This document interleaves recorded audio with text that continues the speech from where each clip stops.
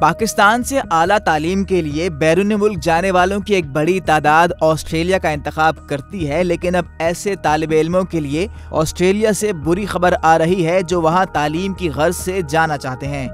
بات دراصل یہ ہے کہ آسٹریلیا کی حکومت طالب علموں کے بھیس میں کام کی غرض سے آسٹریلیا آنے والوں سے شدید پریشان ہے اور جعلی طالب علموں کو ملک میں آنے سے روکنے کے لیے حکومت نے غیر ملکی طلباء کی تعداد کو محدود کرنے کا اعلان کر دیا ہے۔ اس نئی پالیسی کو نیشنل پلاننگ لیول کا نام دیا گیا ہے، جس کے تحت سال 2025 میں انٹرنیشنل ایڈمیشنز کی تعداد کو 2,70,000 تک محدود کیا جائے گا۔ ہر تعلیمی ادارے پر انفرادی حد مقرر کی جائے گی، یعنی تعلیمی ادارے بین الاقوامی طلباء کے لیے مخصوص تعداد میں ہی نشستیں مختص اور انہیں داخلہ دے سکیں گے۔ سرکاری جامعات میں 1,45,000 جبکہ نجی جامعات اور دیگر اداروں میں 30,000 انٹرنیشنل اسٹوڈنٹس کو داخلہ دیا جائے گا۔ نئی پالیسی کا سب سے زیادہ اثر ووکیشنل تربیت کے اداروں پر پڑے گا، جن کا کوٹا 95,000 تک محدود ہوگا۔ آسٹریلین گورنمنٹ کا اصرار ہے کہ پالیسی سے تعلیمی صنعت کا معیار بہتر ہوگا۔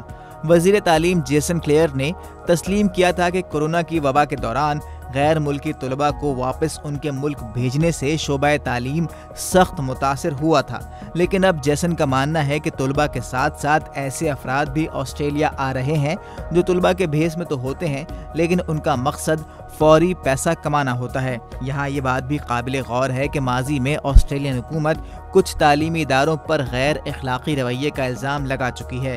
حکومت کے مطابق یہ ادارے ایسے افراد کو بھی داخلہ دے دیتے ہیں جن کی انگریزی زبان پر اتنی مہارت نہیں ہوتی جتنی تعلیم کے لیے چاہیے ہوتی ہے۔ ان کی تعلیم اور ٹریننگ کا معیار بھی اچھا نہیں ہوتا، اور یہ ادارے ایسے افراد کو بھی داخلہ دے دیتے ہیں جن کا مقصد حصول تعلیم نہیں ہوتا، بلکہ وہ آسٹریلیا صرف اور صرف روزگار کی تلاش میں آتے ہیں۔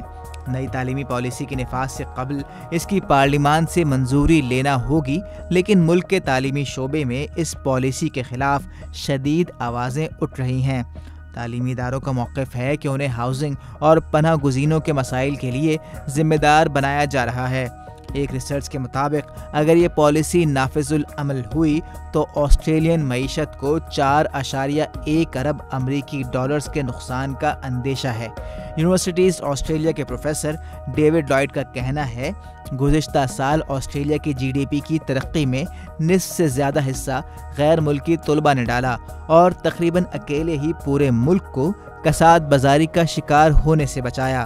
انٹرنیشنل ایجوکیشن مائننگ کے بعد آسٹریلیا کی دوسری سب سے بڑی ایکسپورٹ ہے اور اس کی مالیت 50 ارب آسٹریلوی ڈالر ہے، اور یہ شعبہ 2.5 لاکھ لوگوں کو روزگار مہیا کرتا ہے۔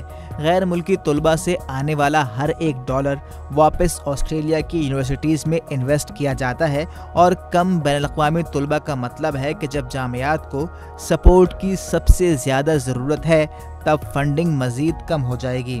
آسٹریلیا کی پارلیمنٹ نے پالیسی کی منظوری دی تو اس کا نفاذ 1 جنوری 2025 سے ہو جائے گا۔ مزید نیوز اپ ڈیٹس اور ڈیجیٹل سٹوریز کے لیے سبسکرائب کریں ڈان نیوز پاکستان۔